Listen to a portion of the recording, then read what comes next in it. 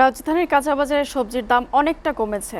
শতক ছাড়িয়ে যাওয়া কেজি মূল্যের শসাও ফেরেছে রোজার আগের দামে। তবে বাজারে চড়া দামে বিক্রি হচ্ছে মাছ এবং মুরগি। সরবরাহের তুলনায় চাহিদা বেশি হওয়ায় দাম বেড়েছে বলে জানান বিক্রেতারা। সীমান্ত চৌধুরীর প্রতিবেদন। রাজধানীতে স্বস্তি ফিরেছে নিত্য প্রয়োজনীয় পণ্যের দামে।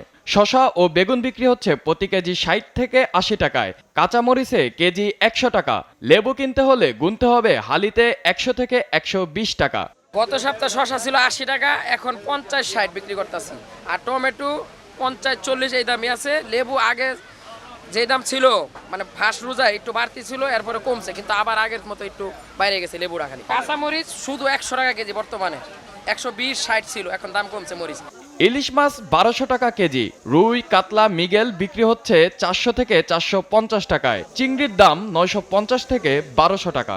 জাটকা ধরা নিষেধ করছে, তার জন্য সব জায়গায় মানে সব নদীতে আপনার জাল ফেলানো যাইতেছে না, এর জন্য মাছ কম আসতেছে।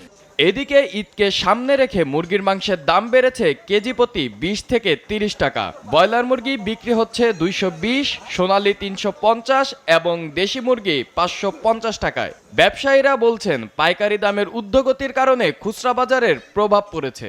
গত সপ্তাহে আমাদের যেমন এই দেশি মুরগির বাজার ছিল ৫৯০-৬০০ টাকা কেজি, আমরা বিক্রি করছি।